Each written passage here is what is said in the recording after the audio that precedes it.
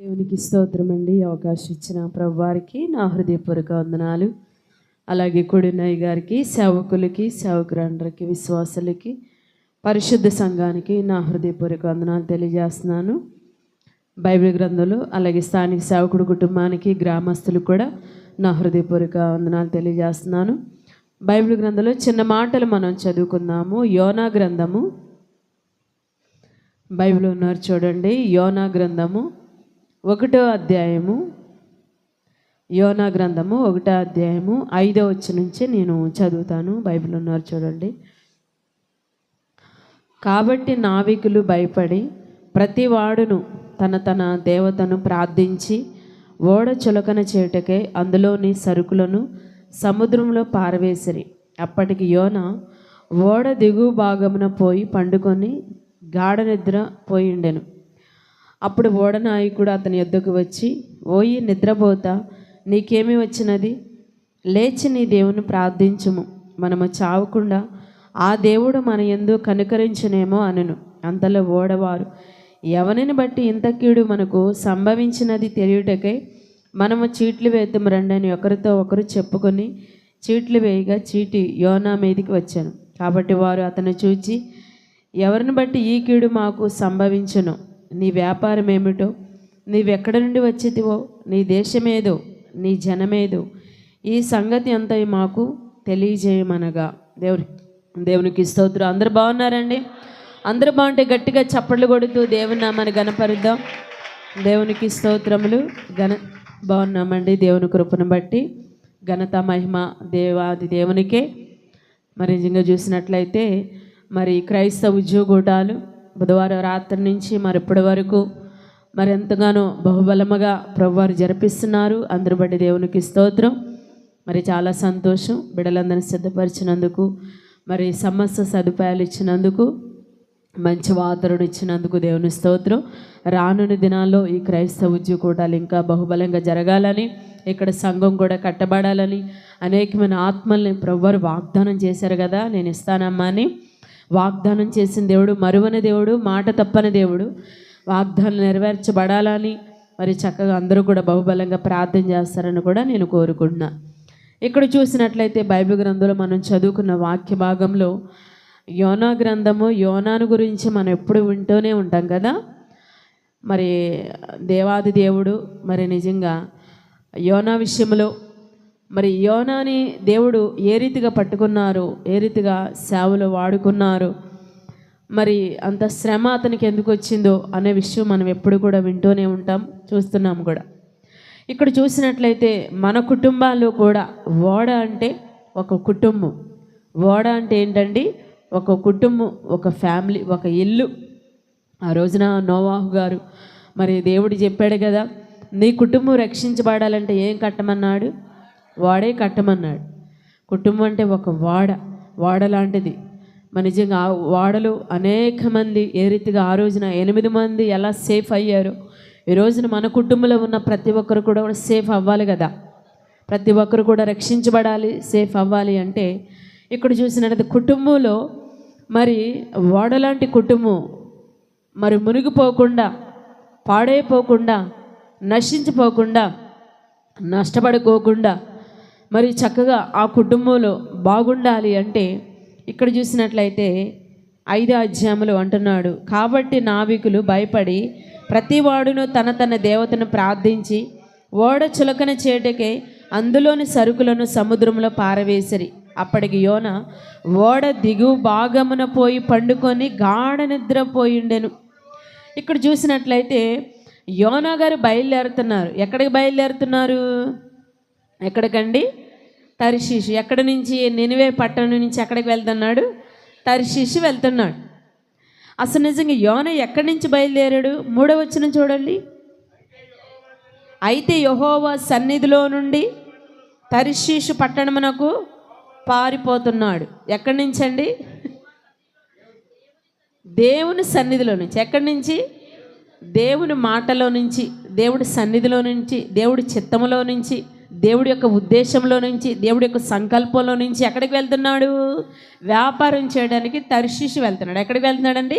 వ్యాపారం చేయడానికి తర్షీషు వెళ్తున్నాడు యోనా.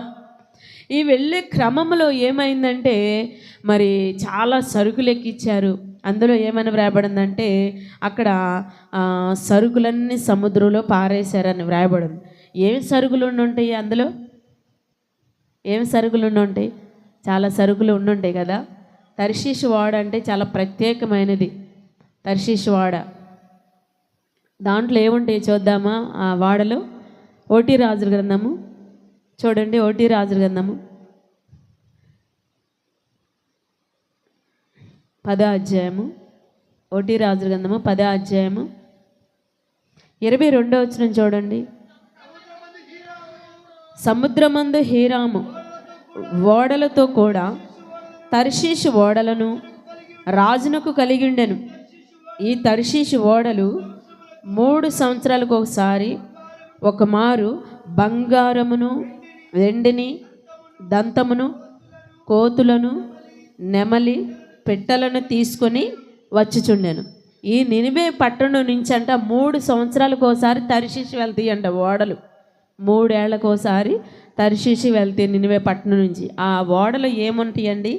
ఏమని వ్రాయబడింది? బంగారం ఉంటుందంట, వెండి ఉంటుందంట, దంతం ఉంటుందంట, కోతులు అంట. ఇవన్నీ ఎందుకండి? కోతులు కూడా కావాలి. నెమళ్ళంట, పెట్టెలంట. ఇవన్నీ 3 సంవత్సరాలకు ఒకసారి ఎక్కడికి ప్రయాణం చేస్తుంది? తర్షీషు తీసుకెళ్తారు ఇవన్నీ కూడా. ఇప్పుడు యోనా చేసే ప్రయాణంలో ఆ ఓడలో కూడా అవే ఉన్నాయి.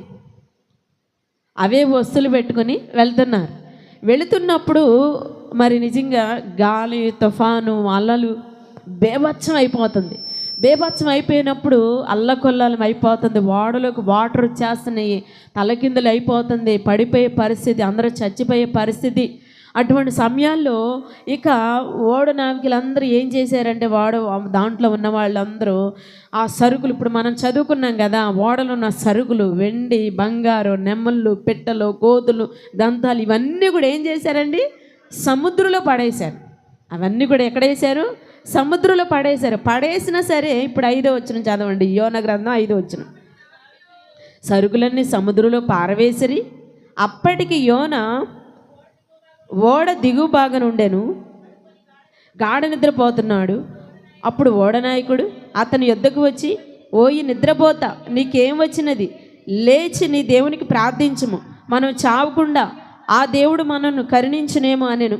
అంతలో ఓడవారు, ఎవని బట్టి ఎంత కీడు మనకి వస్తుందని చెప్పాడు. అంటే చీట్లు వేశారు. అన్నీ పారేసినా సరే ఓడంట చులకనవ్వలేదంట. అది కూడా అక్కడ వ్రాయబడింది చూడండి ఒకసారి. అది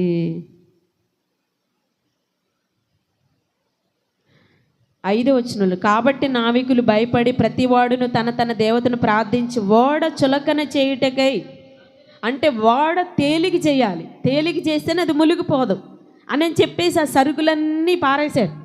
పారేసినా సరే చులకన అయింది, అది తేలిక అయిందా? ఎందుకు కావాలా తేలికి? సరుకుల కంటే ఎక్కువగా యోనా బొర్రుగున్నాడు ఓడలో.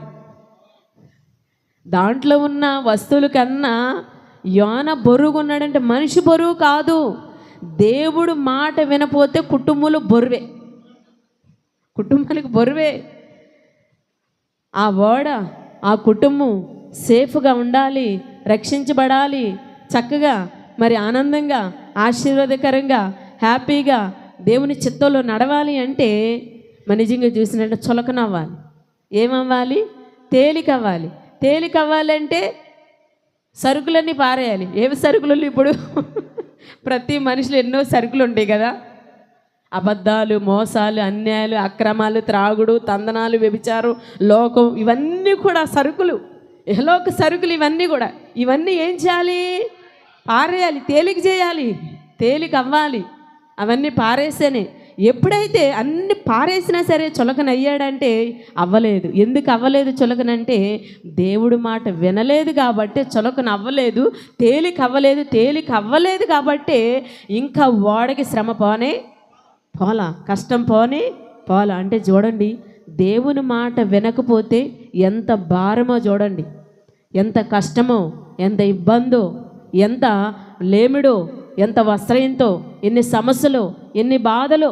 అలాగే సహోదరి సహోదరుడా, క్రైస్తవ ఉద్యోగకోటాలు హాజరవుతున్న మనము, క్రైస్తవ ఉద్యోగకోటాల్లో పాల్గొంటున్న మనము, కలుస్తున్న మనము, గుప్పులిస్తున్న మనము, అలాగే చూసినట్లయితే పరిచర్య చేస్తున్న మనము, అలాగే దేవుణ్ణి ఆరాధిస్తున్న మనము, చప్పట్లు కొడుతున్న మనము, పాటలు పాడుతున్న మనము, అలాగే వాద్యాలు వాయిస్తున్న మనము, సాక్ష్యాలు చెప్తున్న మనము, నిజంగా ఎన్ని చేసినా దేవుడి మాటలోకి వెళ్ళకపోతే ప్రయోజనం ఏమైనా ఉండదా? ప్రయోజనం ఏమి ఉండదు. అందుకే దేవుడు అంటాడు, నేను చెప్పుల మాటల ప్రకారం మీరు చేయక ప్రభువా నన్ను ఎందుకు పిలుస్తావు? ఫస్ట్ నా మాటను, నేను చెప్తున్నానుగా, నేను చెప్పిన మాట విను అని చెప్పేసి దేవుడు అక్కడ మాట్లాడుతున్నాడు కదా. దేవుడు చెప్తున్న మాట వింటే ఎలా ఉంటుందంటే, ఒక బండ మీద గనక పునాది వేస్తే ఆ ఇల్లు ఎంత స్ట్రాంగ్గా ఉంటుందో, దేవుడు మాట విని ప్రయాణం చేస్తే మన జీవితం అంత స్ట్రాంగ్గా, కుటుంబం అంత స్ట్రాంగ్గా ఉంటుంది. చప్పట్లు కొట్టండి, దేవునికి స్తోత్రం. Thank you Jesus. ఇక్కడ చూసినట్లయితే యోనా దగ్గరికి ఇక వాడు చులక నవ్వలేదు, తేలిక అవ్వల, మునిగిపోయే పరిస్థితి. అలాంటప్పుడు ఇక చీట్లు వేసినప్పుడు ఎవరి పేరు మీద వచ్చిందండి? యోనా పేరు మీద వచ్చింది. యోనా అవిధేయుడని యోనాకి తెలిసినా సరే ఏం చేస్తున్నాడు? గాఢ నిద్రపోతున్నాడు. ఎక్కడ? ఓడ అడుగు భాగానికి వెళ్ళి గాఢ నిద్రపోతున్నాడు. ఇక అక్కడ వచ్చారు కొంతమంది మనుషులు, వచ్చారు, లేపారు, ఎందుకు నీ దేవుణ్ణి ప్రార్థించన్నారు.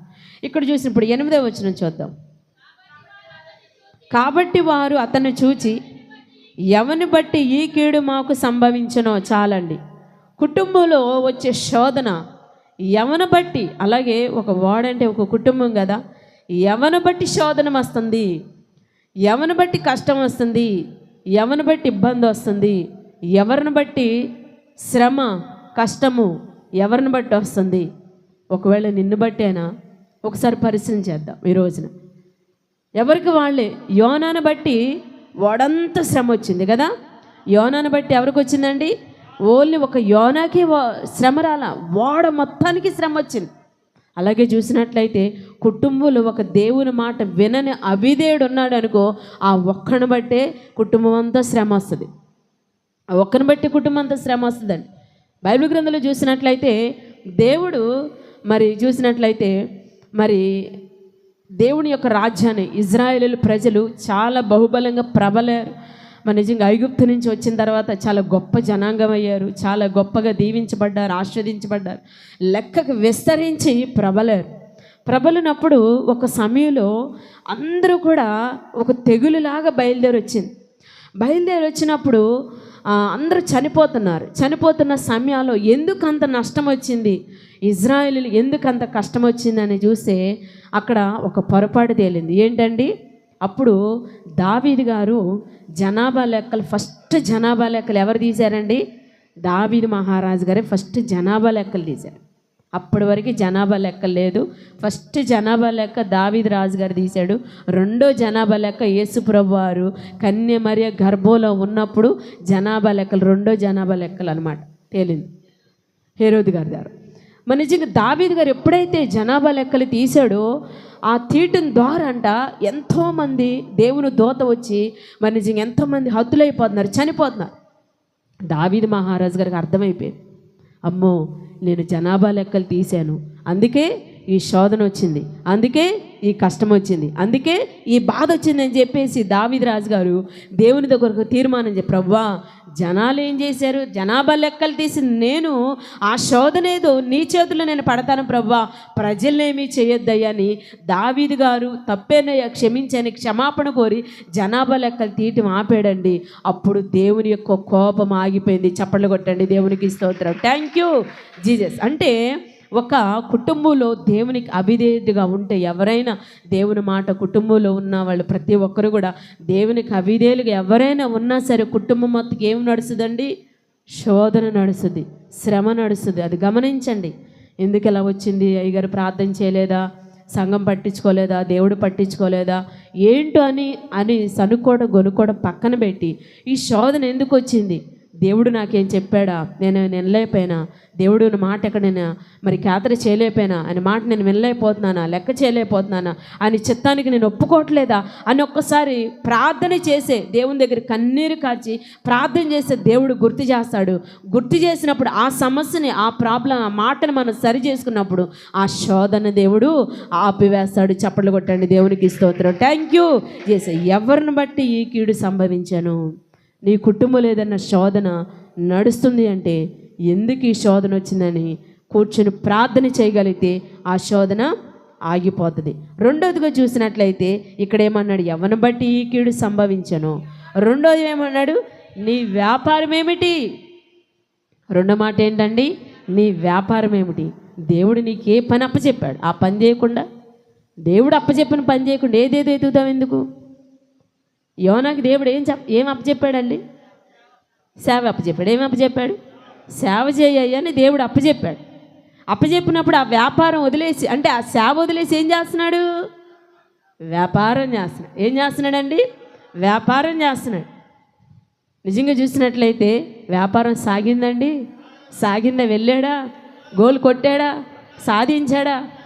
సేవ చేసామనుకో, వీళ్ళు 10 రూపాయలు ఎత్తారు, వాళ్ళు 1 రూపాయి ఎత్తారు, వీళ్ళు ఒక మాట అంటారు, పూలు వేసేవాడు పూలు వేస్తారు, బాబు కొందరు రాళ్ళు వేస్తారు. ఇవన్నీ బాధలు ఎందుకు, ఈ శ్రమలు ఎందుకు, ఈ ఇబ్బంది ఎందుకు అని చెప్పేసి సేవ పక్కన పెట్టేసేసి, దేవుడిచ్చిన పని పక్కన పెట్టేసి ఏం చేస్తున్నాడండి? వ్యాపారం చేయడానికి మొదలుపెట్టాడు. వ్యాపారం చేయాలంటే ఏముండాలి? సరుకు ఉండాలి. వ్యాపారం చేయాలంటే ఏముండాలి? సరుకు ఉండాలి. అలాగే చూసినట్లయితే మన కుటుంబంలో కూడా దేవుడు మనకిచ్చిన పని మనము నిర్వర్తించాలి. దేవుడు సేవ ఇచ్చాడా? సేవ నిర్వర్తించాలి. పరిచర్య ఇచ్చాడా?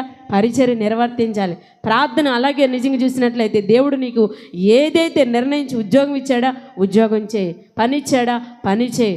ఏ పని ఇచ్చాడో ఆ పనిలో నువ్వు నిజంగా సరుకు కలిగి చేయాలి. వ్యాపారం చేసేటప్పుడు సరుకు ఉండాలి. భక్తి జీవితంలో జీవించేటప్పుడు మనలో కూడా ఏముండాలి? సరుకు ఉండాలి. ఏముండాలి? సరుకు ఉండాలి. ఏమి సరుకు అది? విశ్వాసం అనే సరుకు, ప్రార్థన అనే సరుకు, తగ్గింపు అనే సరుకు, విధేయత అనే సరుకు, ఓర్పు అనే సరుకు, ఇంకేంటండి నిజంగా ఉపవాసం అనే సరుకు, భక్తి జీవితం అనే సరుకు, పరిశుద్ధత అనే సరుకు, యథార్థమైన జీవితం అనే సరుకు. ఇవన్నీ లేకోకుండా కూర్చుని ఏదో చేస్తే ఏం ప్రయోజనం ఉంటుంది? ఏమైనా ఉంటుందా? వ్యాపారం చేసేవాడికి సరుకు ఉంటేనే వ్యాపారం డెవలప్ అవుతుంది, అభివృద్ధి అవుతుంది. అలాగే దేవుడు మనకిచ్చిన పని మనకి ఏదైనా అప్పచెప్పాడు అనుకో, దానిలో కూడా భక్తి అనే సరుకు కలిగి ఉండాలి. ఏముండాలండి? భక్తి అనే సరుకు కలిగి ఆ రీతిగా మనం చేయగలిగితే అప్పుడు వ్యాపారస్తులకి వ్యాపారం ఎలా డెవలప్ అవుతుందో భక్తి పరులకి వారి సేవ అలాగే డెవలప్ అవుతుంది. చప్పట్లు కొట్టండి. దేవునికి స్తోత్రం. Thank you. ఎస్, ఇక్కడ అదే అన్నాడు, నీ వ్యాపారం ఏమిటో. మన నిజంగా చూసిన సహోదరి సహోదరుడా, మన భక్తి జీవితంలో విశ్వాస జీవితంలో నడిచేటప్పుడు కూడా బహుభయంకరమైన లోకంలో మనం జీవిస్తున్నాం. ఇది అంత్యకాలము. దేవుడు రాకడ చాలా సమీపముగా, చాలా దగ్గరగా ఉంది. మన నిజంగా చూసినట్లయితే లేవి కాండంలో ఒక మాట ఉంటుందండి. చాలామంది సైంటిస్టులు, చాలా గొప్పవాళ్ళు ఏం చెప్తున్నారంటే, భూమి ఇప్పుడు 6 సంవత్సరాలు అయిపోయింది, 7వ సంవత్సరం యేసుప్రభు వారు కూడా, తండ్రి అయిన దేవుడు కూడా 6 సంవత్సరాలు తన పనంతా ముగిచ్చారు కదా. 6 సంవత్సరాలు ఏం చేశారండి? తన పని యావత్తు మనిషిని కూడా తయారు చేసేసి ముగిచ్చేశారు కదా. 6 సంవత్సరాలు 6 రోజులు. 7వ రోజు ప్రభువారు ఏం చేశారు? విశ్రాంతి. ఏం తీసుకున్నారండి? విశ్రాంతి తీసుకున్నారు యేసు ప్రభువారు. లేవి కాండంలో ఒక మాట ఉంటుందండి. ఆ మాట అసలు నిజంగా చదివినప్పుడు నాకు చాలా ఆశ్చర్యం వేసింది. అది నేను రాసుకున్నాను. దాంట్లో ఏముంటుందంటే, 7వ సంవత్సరం భూమికి, లేవి కాండం 25:4 లేవి కాండం 7వ సంవత్సరము భూమికి మహావిశ్రాంతి కాలము, అనగా యెహోవా పేరట విశ్రాంతి సంవత్సరముగా ఉండవలను. అందులో నీ చేను విత్తకూడదు, నీ ఫలవృక్షముల తోటలు శుద్ధిపరచకూడదు. అంటే ఇక్కడ చూసి 7వ సంవత్సరం భూమి కంటే మహావిశ్రాంతి. అంటే 6 సంవత్సరాలు అయిపోయింది. ఇప్పుడు మనం ఎక్కడున్నామంటే 7వ సంవత్సరంలోనే ఉన్నాం. 7వ సంవత్సరంలో, ఈ సంవత్సరం ఏ సంవత్సరం? 25వ సంవత్సరం కదా, 2025. 2000 తీసేది 6 సంవత్సరాలు అయిపోయింది. 6 సంవత్సరాలు అయిపోయింది. యేసుప్రభు వారు భూమి మీదకి రాకముందు 4 ఏళ్ళు, భూమి మీదకి వచ్చిన తర్వాత 2 సంవత్సరాలు కదా. 2 సంవత్సరాలు అయిన తర్వాత ఇప్పుడు 25 సంవత్సరాలు. అంటే 6 సంవత్సరాలు పూర్తయిపోయి 7వ సంవత్సరంలో అడుగు పెట్టాము. 7వ సంవత్సరంలో కూడా 25వ సంవత్సరంలో ఉన్నాం ఇప్పుడు మనం. ఇక్కడ ఏమని వ్రాయబడింది? 7వ సంవత్సరము భూమికి మహావిశ్రాంతి. అంటే ఈ 7వ సంవత్సరంలోనే దేవుడు రాకడ జరుగుద్ది. సంఘం ఎత్తబడడం కానీ, దేవుడు రాకడ కానీ మొత్తం 7వ సంవత్సరం జరుగుతుంది. మహావిశ్రాంతి, ఇక భూమికి రెస్ట్. మహావిశ్రాంతి అని వ్రాయబడింది అంటే భూమికి రెస్ట్. ఇక అందుకని అంత్యకాలంలో ఉన్నాం గనక మనము మన నిజంగా చూసి దేవుడు మనకి ఏ పని ఇచ్చాడు. ఇక్కడ యోనని అన్నాడు, అసలు నీ వ్యాపారం ఏంటి? అసలు దేవుడికి ఏం చెప్పాడు? నువ్వెందుకు వచ్చావు ఇక్కడికి? నీ వల్ల ఎంత కష్టం, నీ వల్ల ఎంత బాధ, నీ వల్ల ఎంత శ్రమ, నీ వల్ల నాకు ఇబ్బంది కలిగిపోతుంది, నా వాడంతా నాశనం అయిపోయింది, అనవసరంగా ఈ సరుకులన్నీ నేను పాడేసాను, నేలలో పాడేసాను, నీ వల్ల ఇలా అడిగింది. అసలు నువ్వేంటయ్యా, నువ్వు వ్యాపారం ఏంటో చెప్పు. అసలు నువ్వేం వ్యాపారం చేయడానికి వెళ్ళావు? చెప్పగలిగాడా యోనా? నా వ్యాపారం ఇదని చెప్పగలిగాడా? ఆ గ్రంథం చదివారుగా, యోనా గ్రంథం. చెప్పలేకపోయాడు. ఎందుకంటే దేవుడిచ్చింది ఒకటి, ఈయన చేసేది ఒకటి. అందుకే చెప్పలేకపోయాడు. అక్కడ అందరి ముందు చులకనైపోయాడు, అందరి ముందు తేలికైపోయాడు. ఎందుకంటే చెప్పింది ఒకటి, చేసింది ఒకటి చేశాడు కాబట్టి. అందుకే అన్నాడు నీ వ్యాపారం ఏంటో. అలాగే సహోదరి సహోదరుడు, దేవుడు నీకు ఏది చెప్పాడో ఆ పనిలో మాత్రం నువ్వు పని కలిగి జీవించాలి. అప్పుడే ఆ పనిలో నువ్వు ఆస్వాదించబడతావు. చప్పట్లు కొట్టండి, దేవునికి స్తోత్రం. Thank you. కుక్క పెత్తనం గాడి తీసుకుంది అనుకో, చాలా నష్టపడాల్సి వస్తుంది, కష్టపడాల్సి వస్తుంది. అలాగే 3వ మాట, నువ్వెక్కడి నుండి వచ్చావు? 3వ మాట ఏమన్నాడండి? నువ్వెక్కడి నుంచి వచ్చావు? ఎక్కడి నుంచి వచ్చాడు? 3వ వచనంలో మనం చదువుకున్నాం కదా, యెహోవా సన్నిధిలో నుండి వచ్చాడు. ఎక్కడి నుంచి వచ్చాడు యోనా? యెహోవా సన్నిధిలో నుంచి వచ్చాడు యోనా. అలాగే మనం ఎక్కడి నుంచి వచ్చాం? మనం గతంలో కరువులో నుంచి వచ్చాం, లేమిడిలో నుంచి వచ్చాం, వస్త్రహీనతలో నుంచి వచ్చాం, బాధల్లో నుంచి వచ్చాం, శ్రమలో నుంచి వచ్చాం, ఇబ్బందుల్లో నుంచి వచ్చాం, పాపాల్లో నుంచి వచ్చాం, రంపులో నుంచి వచ్చాం, దరిద్రలో నుంచి వచ్చాం, పేదరికలో నుంచి వచ్చాం. ఎక్కడి నుంచి వచ్చామో దాన్ని మనము మరువకూడదండి. కృతజ్ఞత కలిగి జీవించాలి. మరువకూడదని చెప్పేసి గతంలో ఇది చేశానండి అని చెప్పేసి అది చేయమని కాదు. దానిలో నుంచి దేవుడు నిన్ను పరిశుద్ధపరిచి తీసుకొచ్చిన తర్వాత నువ్వు కృతజ్ఞతగా అది గుర్తుపెట్టుకున్నామో గత నా జీవితం ఇదని గుర్తుపెట్టుకుని కృతజ్ఞతగా నువ్వు బ్రతకాలి. అదే దేవుడు చెప్తున్న మాట. గతంలో భలే చేసి భలే తాగానండి, ఎంజాయ్ చేస్తూ చెప్తున్నావా, బాధపడుతూ చెప్తున్నావా?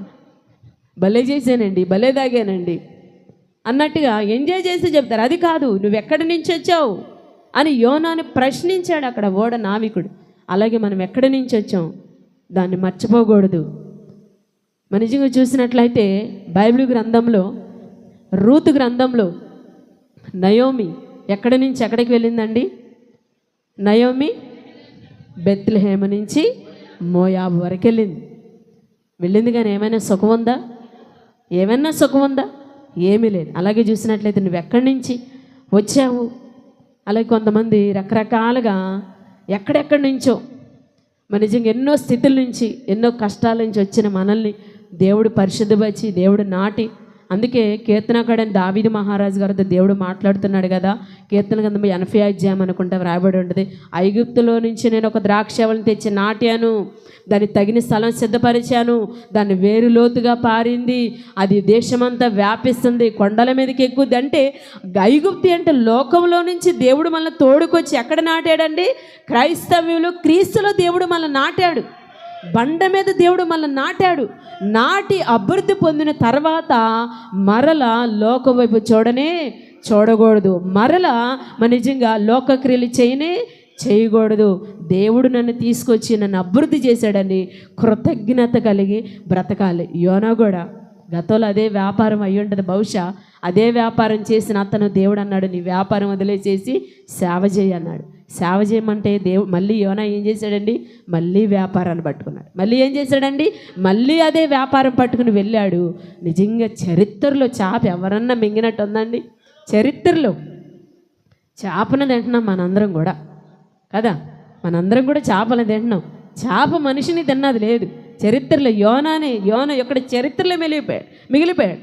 చేప కడుపులో 3 దినాలుండి ఎన్నో కష్టాలు, ఎన్నో బాధలు, ఎన్నో శ్రమలు, ఎన్నో ఇబ్బందులు. కారణం ఏంటయ్యానంటే దేవుడు ఒక్కడ చెబితే ఒక్కడ చేశాడు. అందు నిమిత్తముగా అన్ని శోధనలు. అందుకే అన్నాడు, నీకే పని ఇచ్చాడో ఆ పని చెయ్యి, ఆ వ్యాపారం నీకు ఏది ఇస్తే అదే చే, ఆ పనిలో పని కలిగి ఉండు, దేవుడు నిన్ను దీవించి ఆశీర్వదిస్తాడు. మరొక మాట, నీ వ్యాపారం ఏమిటో, నీవెక్కడి నుంచి వచ్చావు, నీ దేశమేదో, నీ జనమేదో. నీ దేశమేదో అంటే మన దేవుడు ఎవరండి? మన దేవుడు ఎవరు? యేసుప్రభువారు. మన దేవుడు ఎవరండి? యేసుప్రభువారు. అలాగే చూసినట్లయితే మన దేశం మన ప్రభువారే. మన దేశం ఎవరండి? మన ప్రభువారే మన దేశం. క్రైస్తవ్యం మన దేశము. క్రైస్తవం మన దేశము. ఆ దేశంలో ఆ క్రైస్తవులు ఉంటున్న మనము మన జీవితం చూసిన చాలామంది కూడా దేవుళ్ళలోకి వచ్చిన తర్వాత ఒకవేళ ఏదైనా శ్రమ వచ్చిందనుకోండి, ఏదైనా కష్టం వచ్చిందనుకోండి, అసలు దేవుణ్ణి నమ్ముకున్నానండి, నాకు ఈ బాధ అండి, దేవుణ్ణి నమ్ముకున్నానండి, నాకు ఈ కష్టం అండి, దేవుళ్ళో ఉంటున్నానండి, ఇంత ప్రార్థన చేస్తానండి, ఇంత పరిచర్య చేస్తానండి, ఇంత భక్తి చేస్తానండి, ఇంత విశ్వాసంగా ఉన్నానండి, అయినా నాకు ఈ కష్టం అండి, అయినా నాకు ఈ బాధ అండి, అయినా నాకు ఈ శ్రమ అండి అంటున్నాడు. దేవుని వల్ల ఏబు భక్తుడు ఏమన్నాడండి? దేవుని వలన శ్రమేనా మేలేనా కీడు అనిపించడు తగదా? దేవుని వల్ల ఎంతసేపు మరి నిజంగా దీవెనలు ఆశీర్వాదాలు, ఒకవేళ ఏదైనా శ్రమ పెట్టాడేమో, పడు అనుభవించు, తప్పే ఉంది దాంట్లో కదా, అవునా కాదా? మరి నిజంగా చూసిన లోకులు ఎంతోమంది ఉంటారండి, ఉద్యోగాలు చేసేవాళ్ళు, వ్యాపారాలు చేసేవాళ్ళు, పనిపాటలో ఉన్నవాళ్ళు ఎంతోమంది ఉంటారు. వాళ్ళ పనులు, వాళ్ళకి శ్రమలు రావట్లేదా? వాళ్ళ కష్టాలు రావట్లేదా? వాళ్ళ ఉద్యోగాల్లో రావట్లేదా? వాళ్ళ పనుల్లో రావట్లేదా? వాళ్ళ వ్యాపారాల్లో రావట్లేదా? వాళ్ళ కుటుంబాల్లో రావట్లేదా? క్రైస్తవ జీవితంలో ఏదన్నా శోధన వస్తే చాలు, ఇక దాన్నే చూస్తారు. ఈ శోధన వచ్చింది కాబట్టి ఇలా, ఈ శోధన వచ్చింది. ఏ శోధన ఎందుకు చూడటం? మేలు చూడు, అవునా కదా? శోధన ఎందుకు చూడటం? అవిధేయుడిని ఎందుకు చూడటం? మాట వినోడిని ఎందుకు చూడటం? మందిరాన్ని మానేసినోడిని ఎందుకు చూడటం? నడిచేవాళ్ళని చూడొచ్చుగా, కార్యం చూడొచ్చుగా, మేలు చూడొచ్చుగా. మాట విననోళ్ళు ఎందుకు చూడటం? విన్నోళ్ళు చూడు, ఎంత బాగుపడుతున్నారు, అవునా కాదా? విననోళ్ళు ఎందుకు చూడటం? నడవనోళ్ళు ఎందుకు చూడటం? అవిధేయులను ఎందుకు చూడటం? ఒక సహోదరులకి సంఘంలో నడుస్తున్నప్పుడు చర్చికి వచ్చిందంట. వచ్చినప్పుడు ఆ సహోదరికి ఒకళ్ళేమో సెల్ ఫోన్ పట్టుకొని, ఇద్దరు ముగ్గురు ఏమో కూర్చుని సాడీలు చెప్పుకుంటూ, ఇంకోళ్ళేమో నిద్రపోతూ, ఇంకోళ్ళేమో పరిచర్య చేస్తూ, ఇంకోళ్ళేమో సరిగ్గా బట్టలు లేకుండా, ఇంకోళ్ళేమో ఏదో బాధలు చెప్తూ, ఇలా అందరం చూసేసరికి ఆ సహోదరికి అనిపించిందంట, ఒక్కోళ్ళు ఒక్కొక్క రకంగా ఉన్నారు. ఏంటి ఎలా ఉన్నారు? అస్సలు మందిరాన్ని రాబుద్ది కావట్లా. ఇప్పుడు వరకు నడిచాను అట్లాగో, ఒక్క మాట పాస్టర్ గారికి చెప్పేసి మానేద్దాం చర్చి అనుకుందంట. అనుకుని అయ్యగారి దగ్గరికి వెళ్ళి, పాస్టర్ గారి దగ్గరికి వెళ్ళి, అయ్యగారు నేను చర్చి మానేయాలనుకుంటున్నాను అని అన్నారు. ఎందుకు మానేయాలనుకుంటున్నా అమ్మ చర్చి అంటే, ఏం లేదు పాస్టర్ గారు, ఆమె చూడు అలా ఉంది, ఏం చూడు ఎలా ఉంది, ఈయన చూడు అలా ఉన్నాడు, ఆమె చూడు మానేసింది మందురు, ఈయన చూడు టైంకి రావట్లేదు, ఆమె ఏం చెప్పేటప్పుడు వస్తున్నారు, పాట పాడేటప్పుడు వస్తున్నారు, వాక్యం చెప్పేటప్పుడు వస్తున్నారు, ఇంకేంటండి అది వాళ్ళు అసలు కూర్చోవట్లేదు, వీళ్ళు అసలు నిలబడట్లేదు అని చెప్తుందంట. సరేనమ్మా మానేద్దు కానిలే, సరే అట్లాగే నేను ఇక పని చెప్తాను, ఒక పరిచర్య చెప్తాను, ఆ పరిచర్య చేసి ఇక నువ్వు మందిరం మానేయమ్మా, నీ ఇష్టం ఇక అని అన్నారు. చెప్పండి, భలే పని, మందిరం మానేస్తున్నానుగా, లాస్ట్లో కనీసం అయ్యగారి మాటని మానేద్దాం, లాస్ట్ మాట అన్న ఆయన మానేద్దామని చెప్పేసి చెప్పండి అన్నాడు. ఏమి లేదమ్మా, ఒక గ్లాస్ నిండా వాటర్ తీసుకో, ఆ వాటర్ తీసుకుని మందిరం చుట్టూ 3 రౌండ్లు వేసిరా, ఒక్క చుక్క కూడా పడకూడదు, ఒక్క చుక్క కూడా కింద వలకుండా మందిరం చుట్టూ 3 రౌండ్లు వేసిరమ్మా, రౌండ్లు వేసి ఒక్క చుక్క కూడా పడేయకుండా గ్లాస్ అక్కడ పెట్టి ఇక నువ్వు వెళ్ళొచ్చమ్మా పర్వాలేదు అన్నారు. లాస్ట్లో అయ్యగారు కోరి నన్ను ఎప్పుడు ఏది చెప్పలేదు, ఏ పరిచయం చెప్పలేదు, కోరారు కోరిక నెరవేర్చాలని చెప్పేసి సరే గ్లాస్ పట్టుకుందంట, నిండా నీళ్ళు పోసారు పాస్టర్ గారు. గ్లాస్ పట్టుకుంది, ఏమని చెప్పారు? ఒక్క చుక్క కూడా పడకూడదు. ఏం చెప్పారు? ఒక్క చుక్క కూడా పడకూడదని చెప్పారుగా, చేసి వెళ్దామని చెప్పేసి గ్లాస్ అలా భద్రంగా పట్టుకుందండి, జాగ్రత్తగా పట్టుకుంది. ఒక్క చుక్క కూడా పడకూడదని, పడింది అనుకో వెళ్ళొద్దాం మనం మందిరం మానేయొద్దు అంటాడేమో గబాల్ని, ఎందుకు వచ్చిన బాధలు అని చెప్పేసి గ్లాస్ పట్టుకుని అలా తిరుగుతుంది. గ్లాస్ అంకే చూసుకుంటూ తిరుగుతుంది. 3 రౌండ్లు వేసింది, ఒక్క చుక్క కూడా పడేయకూడదు అన్నది. జాగ్రత్తగా పట్టుకొని 3 రౌండ్లు వేసి ఒక్క చుక్క కూడా పడేయకుండా సైలెంట్గా అక్కడ పెట్టిందంట. పాస్టర్ గారు మీకు చెప్పిన పని చేశానయ్యా, ఒక్క చుక్క కూడా పడలేదు, కావాలంటే రౌండ్ చూడండి, మీరు కూడా తిరగండి, ఒక్క చుక్క కూడా పడలేదు అని చెప్పిందంట. అమ్మ ఒక్క చుక్క కూడా పడలేదు, భలే చేసి ఎలా చేసావమ్మా, అసలు ఎలా పడేయకుండా భలే తిరిగేవమ్మా నువ్వు, ఎలా జరిగింది ఇది, ఎలా చేసావమ్మా అంటే, ఏమీ లేదు పాస్టర్ గారు, నా చూపు అంతా, నా శ్రద్ధ అంతా, నా ధ్యానం అంతా గ్లాస్ మీదే పెట్టాను, ఎవరి మీద పెట్టానండి? గ్లాస్ మీదే పెట్టాను. ఎటు ఎవరేం చేస్తాను నాకేం తెలియదు, కానీ గ్లాస్ సంఖ్య చూసుకుంటూ నేను తిరిగాను కదా, ఒక్క చుక్క పడలేదు. అలాగే భక్తి చేసేటప్పుడు, మందిరంకి వచ్చేటప్పుడు గ్లాస్ మీద ఎలా మైండ్ పెట్టావో దేవుని మీద మైండ్ పెట్టి నువ్వు భక్తి చేస్తే హ్యాపీగా ఉంటావు. దేవునికి స్తోత్రం. Thank you. ఎస్, అలాగే ఎవరిని చూడబాకమ్మా. ఈరోజు గ్లాసు చూసి నువ్వు ఎలా చుక్క కూడా పడలేదో, నువ్వెవరిని చూడకుండా ప్రభువును చూసి నిన్ను నువ్వు చూసుకుని నువ్వు ప్రయాణించే విశ్వాస జీవితంలో అప్పుడు నీ జీవితం బాగుంటుందమ్మంటే, క్షమించండి పాస్టర్ గారు, నిజమే, నేను ఆన్లైన్లో చూస్తున్నాను, నన్ను నేను చూసుకోలేకపోతున్నాను. దేవుణ్ణి చూసి నా కోసం ప్రాణం పెట్టారు యేసయ్య, నా కోసం శరీరాన్ని ఇచ్చారు, రక్తాన్ని ఇచ్చారు, తుది శ్వాస వరకు నా కొరకు దారిపోసిన ఆయన్ని చూడకుండా నేను ఎవరెవరిని చూస్తున్నాను. క్షమించండి అయ్యా, నేను మందిరం మానేను, ఇక్కడి నుంచి నేను బలంగా నిలబడతానని సాక్ష్యం చెప్పి నిలబడిపోయిందంట. దేవునికి స్తోత్రం. Thank you Jesus. ఇక్కడ అదే అంటున్నాడు, నీవెక్కడి నుండి వచ్చావు, నీ దేశమేది. అలాగే చూసినట్లయితే దేవుడు మనకి క్రైస్తవ్యం అనే దేశాన్ని ఇచ్చాడు, క్రీస్తు అనే దేశాన్ని మనకి ఇచ్చాడు. ఆయన దగ్గరకు వచ్చినప్పుడు మనము ఇక వాళ్ళెలా వీళ్ళెలా, వీళ్ళు నడుస్తున్నారా, కూర్చున్నారా, పడుకున్నారా, నుంచున్నారా, వస్తున్నారా, అది ఎందుకు మనకి? మన ప్రాబ్లం ఏంటో మనం చూసుకోవాలి కదా. మన కష్టమేంటో, మన బాధ ఏంటో, నీ కొరకు దేవుడు ఉన్నాడు. మన కొరకు ఎవరున్నారండి? యేసయ్య ఉన్నాడు మన కొరకు, రక్తం కార్చారు మన కొరకు. ఎవ్వరూ అలా ప్రేమించలా. దేవుడు ప్రేమించినట్టు ఎవరు అలా ప్రేమించలేదండి మానవాల్ని, ఎవరు ప్రేమించాలి. అంత ప్రేమను కురిపించాడు దేవుడు మన కొరకు.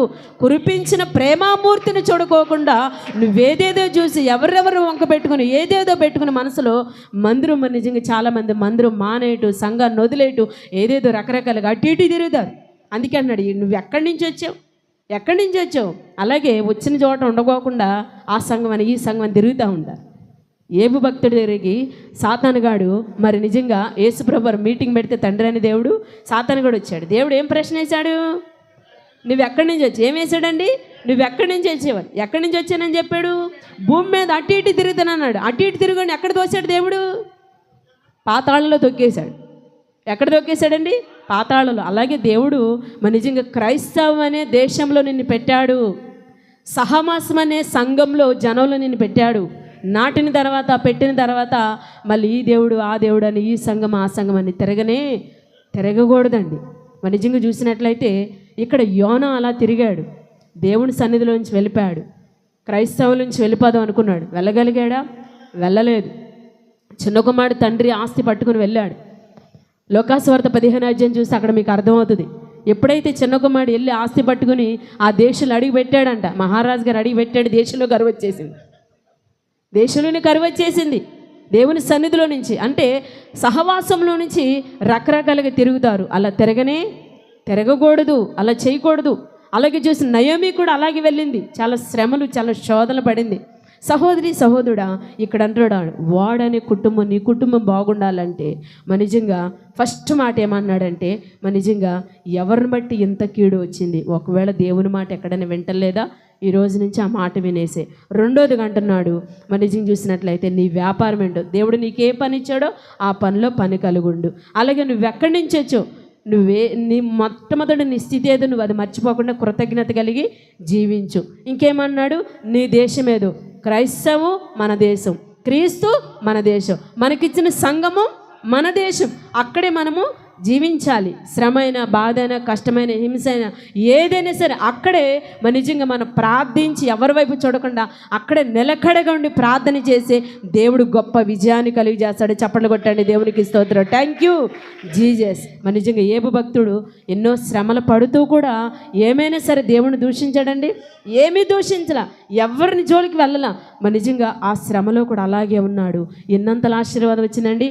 2 అంతల ఆశీర్వాదం వచ్చింది. చప్పట్లు కొట్టండి, దేవునికి స్తోత్రం. Thank you Jesus. నీ జనమేదో, లాస్ట్గా ఏమన్నాడు? నీ జనమేదో. మరి మన జనం ఎవరు? క్రీస్తు సైన్య సహవాస. అందరూ చప్పట్లు కొట్టండి, దేవునికి స్తోత్రం. Thank you Jesus. ఆ జనాన్ని, ఆ సంఘాన్ని వదిలిపెట్టకుండా విశ్వాసముతో, ప్రార్థనతో, పరిశుద్ధమైన జీవితంతో మనం జీవిస్తే అప్పుడు దేవుడు నిజంగా గొప్ప విజయాన్ని కలిగజేస్తాడు. యోనా గారు తర్వాత శ్రమలు తెలుసుకున్న తర్వాత ఇక లాభం లేదని చెప్పేసి యోనా గారు నినివే పట్టణానికి వెళ్ళి సువార్త పని చేశాడు. మరి నిజంగా నినివే పట్టణంలో సువార్త పని చేయటం ద్వారా యోనా సువార్త విని ఎంతమంది అండి, 1,20,000 మంది బ్రతికారు. నమ్మిన వారు చప్పట్లు కొట్టండి, దేవునికి స్తోత్రం. Thank you. ఎస్, నీ వలన కుటుంబానికి శోధన రాకూడదు, నీ వలన బ్రతకాలి, నీ వలన రక్షించబడాలి, మేలు పొందాలి. ఆ రీతిగా బ్రతకగలిగి దేవుని దగ్గర బ్రతకగలిగితే నీ కుటుంబం ఆనందపడుతుంది. అలాగే నిజంగా నీ జీవితం కూడా సంతోషకరంగా ఆనందకరంగా ఉంటుంది. యోనా ఇక దేవుడు మాట పట్టుకొని సువార్త చేశాడు. మరి నిజంగా అర్హత లేని యోనాకి ఈ బైబిల్ గ్రంథంలో యోనా గ్రంథం అని ఒక 4 అధ్యాయాలు దేవుడు రాపించాడు. చప్పట్లు కొట్టండి, దేవునికి స్తోత్రం. Thank you. ఎస్, యోనా చనిపోయాడు, కానీ యోనాను గురించి ఈరోజు మనం మాట్లాడుకుంటున్నాం, అవునా కదా? ఆయన అయితే చనిపోయాడు, కానీ ఆయన సాక్ష్యం మిగిలే ఉంది. అలాగే సహోదరి సహోదరుడా, మన జీవితంలో కుటుంబం అనే నామ ములుపోకుండా జాగ్రత్తగా సేఫ్ అవ్వాలి, రక్షించబడాలంటే ఇదిగో ఈ రీతైన జాగ్రత్తలు తీసుకుని భక్తి కలిగి, విశ్వాసం కలిగి, మారు మనసు కలిగి, మరి చక్కగా రక్షించబడి దేవుళ్ళు అతుకుబడి ఆయన అంటుపెట్టుకుని మనం జీవించగలిగితే మన కుటుంబంలో మేలులు చూస్తాము, కార్యాలు చూస్తాము, అద్భుతాలు చూస్తాము. మరి ఏ శోధనకి, ఏ శ్రమకి బెదరక జడకుండా విశ్వాసంతో, నమ్మకంతో దేవుని దగ్గర ప్రార్థన చేసే గొప్ప గొప్ప కార్యాలు, మేలు, అద్భుతాలు చూస్తామని ఈ చిన్న మాటలు చెప్పి ముగిస్తున్నా. మీ అందరికీ నా హృదయపూర్వక వందనాలు తెలియజేస్తానండి. దేవుని స్తోత్రం. మనందరం